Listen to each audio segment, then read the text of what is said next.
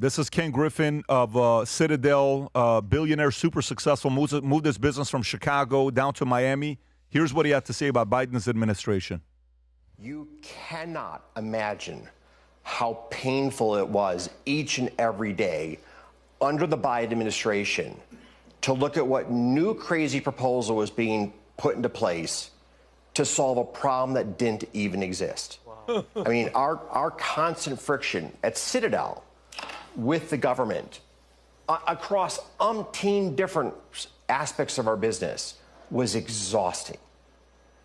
And to have that literally end on one day, Election Day, just gives you so much energy as an entrepreneur to go back and build your damn business. So the biggest sea change I've seen across American executives has been just like the giant sigh of relief. I can now go and focus on building my business. And that prior administration, you know, we happen to be a creditor of Spirit. Their merger with JetBlue was stopped. Spirit's in bankruptcy today. There were so many decisions that were so poorly thought out in terms of economic consequences. It cost the U.S. economy dearly. I cannot emphasize that enough. Oh, I love this. And so the Trump administration is making slow progress on deregulation thus far, but the end of the regulatory onslaught has been just an extraordinary boom for American business. Tom, I'll just come to you on this one. Your thoughts on what Ken just said. Well, I love it. And God bless you, Ken Griffin, for coming down to 830 Brickell and building headquarters number 1. And you're building headquarters number 2, I believe, at 1201 Brickell.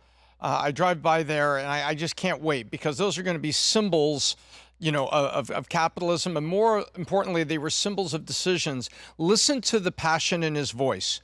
Just getting back to run my business. This is not a billionaire with 10 yachts doing nothing. This is a guy that still wants to make a difference and drive it. And by the way, let me paint a picture for you. Go ahead. They were a creditor to Spirit Airlines. That means that Citadel had all the people that put their money with Citadel, family offices, you know, endowments from colleges, all the people that come to Ken Griffin and say, you make decisions on where to put my money and invest it. And one of those things they did bonds for Spirit Airlines. And when Spirit Airlines wasn't allowed to merge, and you would have had them absorbed into another airline and then Southwest over here, you still would have had low-cost airline choices for the American traveler, still would have had choices, plus Delta, plus United, plus American, plus those are the majors. And, you know, JetBlue, you would have still had all that, Pat. But you know what happened there? That wasn't government money that was in those bonds.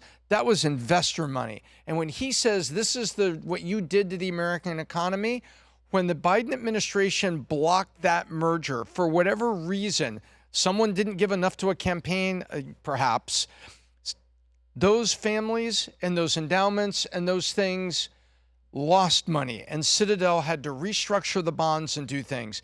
That's a guy with passion, and I love him giving the facts, the truth, and telling the story of how terrible leadership at the federal level impacts the whole economy. You ready for this, Tom? Let me break it down for you. I'm in Chicago at the St. Regis. I just opened up right by the lake. Beautiful, beautiful property, right on the water, next to great restaurants. And we're there at a Goldman Sachs event. That's when, you know, they gave me the entrepreneur, the award, whatever it was, the event I went to 3 years ago. You remember this one? Did you go with me on this one or no? I was not with you on that one. Okay, so I go to this one. Oh, somebody didn't let you go on that one. That's right. So it's an inside joke. So I go to that one. Okay, he knows what I'm talking about. I'm suing him for $5 billion. Yeah, that's right. So do you know the entire time what they talked about at this event? What? Ken Griffin leaving. That's all they talked about. We lost Ken Griffin. Everybody was talking Ken Griffin. Chicago lost Ken Griffin. They could have kept him. Bad policies is pushing people like that out. And guess who's the beneficiary of getting Ken Griffin? South Florida, Miami, Florida won by getting Ken Griffin. Send a great, logical player that's investing, that just wants to do business and do deals to your market. You want him. You know who's losing people like that? A guy named Gavin Newsom, who, if you ask ChatGPT what is Gavin Newsom's greatest accomplishment, it says homelessness initiative. Can you imagine the greatest accomplishment? Even ChatGPT can't come up with an accomplishment. I asked Bill Maher on, if you remember that clip with Bill Maher, I'm like, tell me what he's done. Tell me what he's accomplished. I just like the guy. And by the way, since then, he's flipped on him. Really? So he's not as supportive of Newsom as he used to be. But what's the point? You cannot lose people like this.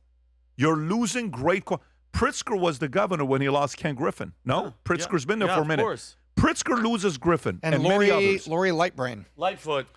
California, Newsom loses Musk, loses, Sergey Brin, loses the Google guy, Google loses voice, Chamath, Bezos. loses, I don't know, Chamath left. A trillion of family wealth. Sachs, loses a bunch of these guys that are leaving because of bad policies. The only question right now when you think about this, as we're getting to 2028, are Americans going to remember this? And the year that's going to matter the most, my prediction, 2028, I think riots are going to be back up. Protesting is going to be to the roof. They're going to need to get another George Floyd be good story that's going to be massively chaotic to see how chaotic it is under Trump. Trump can do everything right in 25, 26, 27. 28, they have to show chaos to make sure Newsom gets in there and Vance and Rubio don't stand a chance. But again, we'll see what happened. I actually thought this Davos was a very eventful event. A lot of things happened. A lot of good things was revealed. And the world has to make a decision what direction they want to go to. Do you want to go to Newsom route? Do you want to go this way? And I hope these, behind closed doors, I hope JD and Rubio are working on having more victories the next couple of years because they're not going to stop playing for the 2028. Efren, maybe take a minute here and share with the audience how you ended up being on the podcast. So it was during Christmas, like you said, and I was going to buy the merch anyway, so I ended up buying 2 pairs of the shoes and then also the sales classes. I saw a massive discount, so I purchased that. And I actually love what you guys do on the emails. I still get emails right now saying you have not started the courses. Oh, really? Wow. Yeah. So when are you starting them? Well, because right now my goal is to improve communication, so I'm taking a course for that. Good. Once that's completed, then I'll jump to that course. I love it. So it's actually following up with you to make sure you do it. Love it. Well, good for the team. Good for you for doing that. When we set out to create a shoe that blends comfort, function, and luxury, we had the choice to make it fast. We had the choice to make it cheap. We chose neither. Instead, we chose Tuscany, Italy. We chose true Italian craftsmanship, each pair touched by 50 skilled hands. We chose patience, spending 2 years perfecting every detail, and we chose the finest quality at every step. Introducing the Future Looks Bright collection. Not rushed, not disposable, not ordinary. Rather, intentional, luxurious, timeless.